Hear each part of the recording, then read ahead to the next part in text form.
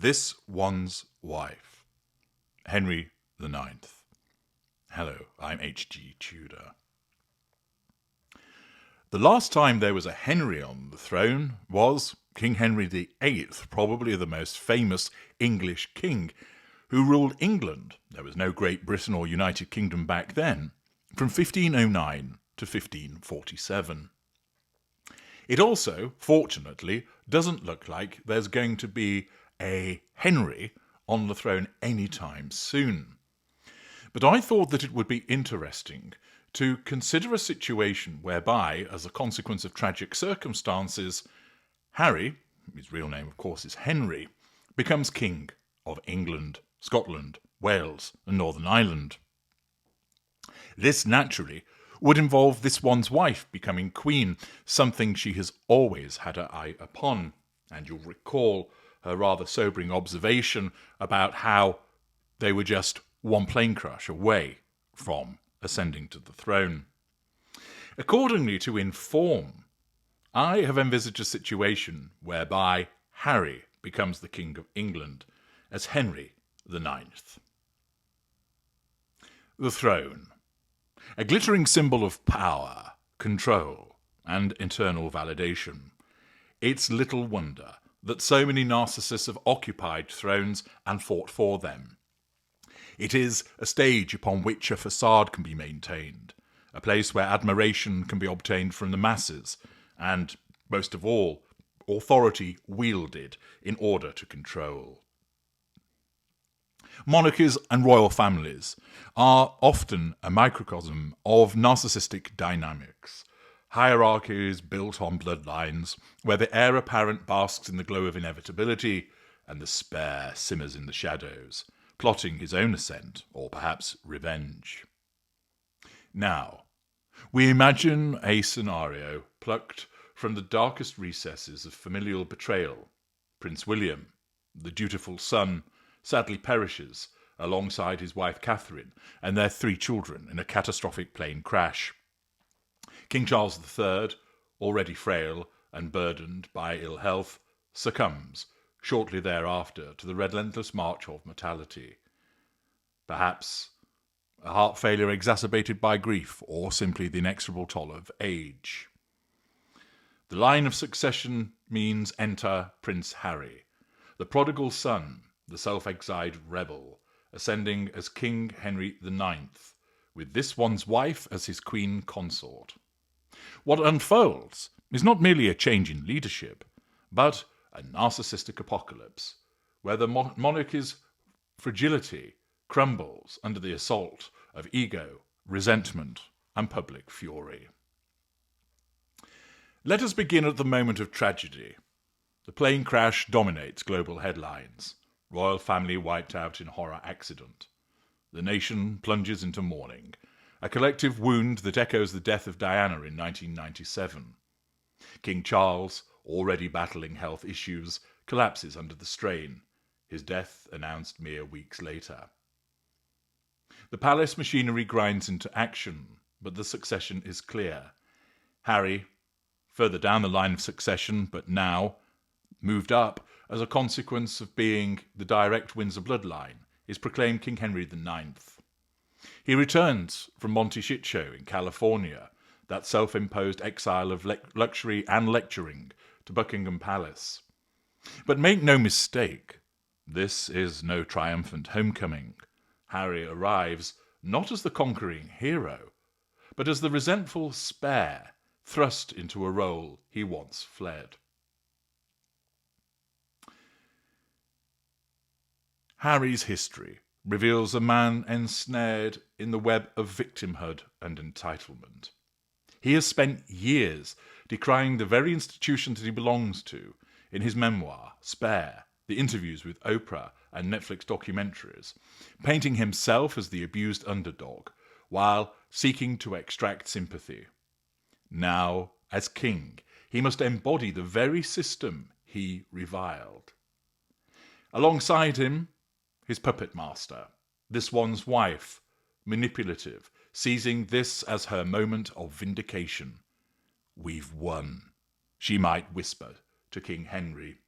her eyes gleaming with the prospect of reshaping the monarchy in her image. Understand, she will not see him as ruler, but her, because he remains caught in her ensnarement. She doesn't see him as ensnared, but her narcissism sees this as the ideal opportunity to consolidate on its gains. It matters not that she decried the royal family. She will embrace it as a consequence of this tragedy, unconcerned by what has happened to William, Catherine, and their children. Naturally, there will be the facade of sympathy demonstrated by this middle range type A narcissist. But behind all of that, the narcissism will struggle to keep her glee contained, her delight at getting the prize that she has always believed from a young age belonged to her. The first acts would be symbolic. Harry would deliver a coronation speech laced with themes of reconciliation and reform, undoubtedly once again invoking his mother's memory, because he can't help but do so, to try and garner sympathy. I stand before you not as a perfect man, but as one shaped by loss and love, he might intone. Yet, beneath this apparent sorrow burns the resentment. Privately, he would purge the palace of William's loyalists, advisers, staff, anyone who reminds him of his brother's long shadow. This one's wife would ensure the overseeing of a rebranding, modern, inclusive, woke aesthetics. Buckingham Palace would be renovated with eco-friendly materials, staff diversified overnight, and a new emphasis on mental health initiatives, Harry's pet cause, now amplified to royal decree. Yet this is simply the veneer and the facade which is created in order to seek to dupe, and Harry will go along with it. There might be a suggestion of a people's fund to be established in memory of William's family, funneling royal resources into global charities, but with strings attached. As has been the case with Archewell, it would once again be an attempt by the Sussexes to siphon off their own slice of the action. Every donation becomes a photo opportunity, every grant a testament to the apparent benevolence of the king and queen. This one's wife would naturally seek to overshadow Harry by launching her own version, declaring herself the empath queen. She would seek to champion women's rights, racial equality and environmentalism, yet, once again, she would just simply pay lip service to all of this. She would revel in the first state banquet. Guests from Hollywood and activism circles, not dusty aristocrats, invited along the similar lines of her wedding. And now, all of those that had scorned her and, perhaps, had not kowtowed to her when she sought to create her own court in Monty Shitshow, would find themselves excluded from Buckingham Palace, as this one's wife would revel in the opportunity to lash out at those that were painted black. Oprah might be an honoured invitee, but there's no altruism, of course, behind all of this. It is simply the assertion of control and the harvesting of fuel by this one's wife. Each applause that comes her way reinforces her vision of superiority. Each critique of the new regime naturally dismissed as racist or misogynist.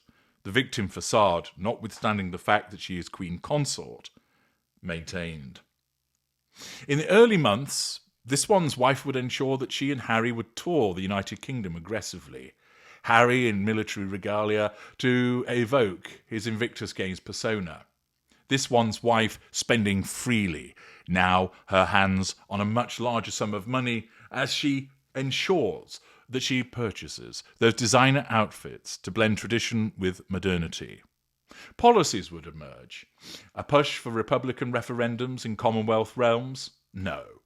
Where they once would have bellyached in that regard, that would now be silenced because it would undermine their power, once again demonstrating their hypocrisy. Instead, there would be subtle modernizations, reducing the size of the royal family, not because it's about saving the money, but rather ensuring that there's more available for her and Harry, cutting out those other royals that had turned their backs upon Harry and this one's wife. They can expect short shrift, as this one's wife utilises the power that comes with the status to exact revenge upon all of these individuals. Harry's past drug admissions would have to be glossed over, this one's wife's family estrangements buried. There would be no reconciliation. Her estranged family would matter even less. The media, once Harry's nemesis, would be courted selectively. The friendly outlets would be granted exclusives, while tabloids would face lawsuit after lawsuit, as once again the king and queen of litigation seek to nullify threats to control in that manner. As the reign solidifies, Harry and this one's wife's actions would reveal her narcissistic core. Harry would oscillate between gestures of grandiosity driven by his wife and the insecurity that she instills in him. He might reform the honours system, seeking to suggest that figures like Elton John or his polo buddies ought to be knighted, placing pressure upon the government of the day to ensure that that's pushed through. Foreign policy, whilst he is forbidden traditionally from speaking about politics, egged on by this one's wife, we will see that the pair of them start to become all the more political. And we would see that Harry, once a military man, would be pushed into a more dovish stance by his wife, causing him to align with her anti-war rhetoric. This naturally would alienate the armed forces further that he once served. Domestically, expect a green monarchy from this one's wife. Solar panels on Windsor Castle, electric carriages for state occasions, fueled by her narcissistic Californian ethos. But it's all for show. What really matters to her are the occasions, the state banquets, the leverage of the monarchy for the purposes of ensuring that she will do the interviews, that she will allow access to a king and queen like it has never been seen before. This one's wife's influence cannot be overstated. As Queen Consort, she would curate the court's image. A Netflix series on the new royals, podcasts from the palace, merchandise lines benefiting Archwell. Staff turnover would skyrocket, as traditions would be smashed under the hammer of her tantrums. Anyone questioning her decisions would be labelled toxic and removed. Harry's siblings-in-law, they would be sidelined further. Psychologically, this duo operates as a narcissistic dyad. Harry provides the royal legitimacy, this one's wife the ambition driven by her narcissism. Their marriage, already strained by public scrutiny, would intensify under the crown's weight. Harry might confide in therapists driven by his wife, but publicly would seek to project unity. There would be state visits to the United States, where they're hailed as the American royals, contrasting with UK scepticism. Imagine a White House dinner with the then president, photo opportunities galore, but whispers of Harry's unease at being king in name only, for everybody knows that the real power behind the throne is his wife. Economic policies, there would be austerity simply for show, but the private jets would be maintained. There would be an attempt to pressure Parliament to pass stronger anti-discrimination laws.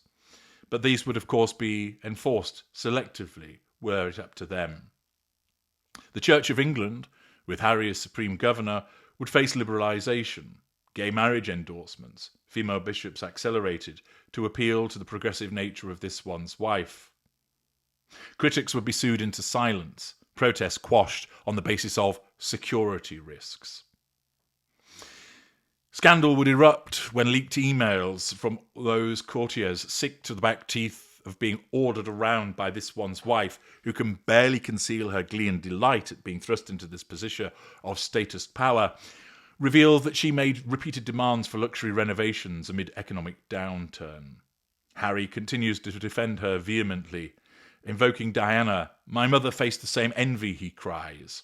Or a foreign gaffe, Harry lecturing a Commonwealth leader on colonialism, alienating allies. Now, let us turn to the crucible of all of this, the British public's reaction. The unpopularity of the duo would only increase. It would explode upon ascension. The nation grieving William and Catherine, William seen as the steady, relatable heir, would simply see Harry as the traitorous interloper, a Californian import alongside him sullying the throne.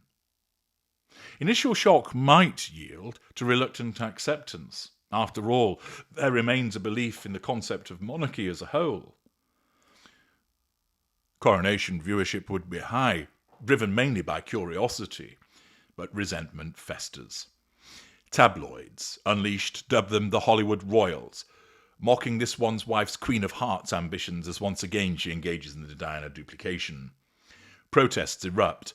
Anti-monarchy groups like Republic swell, chanting "Not my king" at the palace gates on a daily basis. Social media amplifies division. Threads and X hypothesize abolition before Harry's rule is complete, with users declaring the monarchy should be abolished. Class divides sharpen. Working-class Britons, loyal to William's everyman image, resent Harry's victim narrative amid their own hardships and the Marie Antoinette and excess of this one's wife. The elite aristocracy snub court invitations, making whispers of illegitimacy.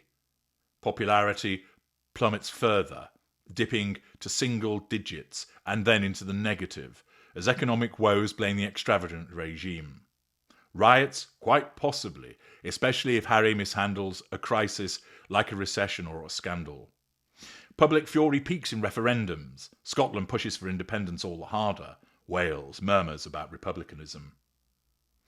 All of this rejection troubles Harry deeply. But for this one's wife, defiance. How dare they? And yet he still falls behind the victim mentality. The media hounds us as they did my mother. This one's wife seeks to counter with PR blitzes, charity galas, victimhood tours, but it backfires. She still is seen as manipulative. The public, the masses, turn apathetic or hostile. With regard to the Commonwealth, that vestige of empire comprising 56 nations, it would collapse following the rise of Henry IX. Many realms already harbour republican sentiments. Australia, Canada, Jamaica, eyeing exits post-Elizabeth II. Harry's reign accelerates this. His and this one's wife's past accusations of racism during the Oprah interview resurface, fueling anti-monarchy fervour in nations such as Barbados. Reactions vary. Canada, with its monarchist base, might tolerate initially, but face growing calls for severance, as Harry's policies clash with traditions. Australia holds a referendum, with polls showing 60% for a republic, which is passed easily as a consequence of anti-Harry sentiment. Jamaica, already distancing, declares independence swiftly, citing colonial wounds Harry himself highlighted. African and Caribbean nations, sensitive to imperialism, view this once wife's biracial heritage as tokenistic, not transformative, and they see, at last, that she only speaks about it but does nothing in relation to it. What has she done for us? What has the monarchy done for us? Leaders ask. State visits turn awkward. There are protests and boycotts. The Commonwealth Heads of Government meeting becomes a battleground. Harry pushes reparations dialogues, but it seems hypocritical from a billionaire king. Psychologically, this global rejection amplifies wounding for this one's wife. This one's wife seeks to position herself as a bridge, but it's futile. Nations opt out, shrinking the realm to a rump before its inevitable collapse. Ultimately, there's a vast array of things that could happen, but would ultimately the monarchy endure? In this scenario, with Harry and this one's wife on the throne, the answer would be no. But they wouldn't care, so long as this one's wife has the prominence and the access to the wealth. The institution, already waning in relevance, crumbles under the weight of the self-important and self-absorbed behaviours of Harry and this one's wife. Public support evaporates. Parliament, sensing the mood, introduces a monarchy reform bill, leading to a national referendum. Harry decides to fight it legally, but loses. The Supreme Court rules that the Crown serves at the people's will. Hypothetically, the end comes in 2030. A vote passes for a republic. Harry is removed in fury, retreating to California, his ex-wife leading the way as he is now known as ex-King Henry. They seek to monetize the collapse of the monarchy, naturally never blaming themselves. The Windsors fade into obscurity. Properties become nationalized. Titles are abolished. Henry the Ninth's reign would simply be a tragedy. A throne claimed, but not held, as a consequence of the unpopularity and dislike that was sown as a consequence of the behaviours of Harry and this one's wife years earlier. Neither able to learn from their mistakes for differing reasons, they simply double down, becoming all the more unpopular and never accepting that they are the ones at fault.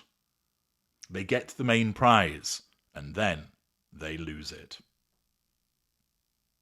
What observations do you have, valuable viewers, with regard to the possibility, unlikely as it is, that Harry becomes King Henry the Ninth? Is there anything else that you would envisage that would happen? Do you disagree with the overall arc of what I've suggested? Let me know in the comment section. I'm HG Tudor. Thank you for listening.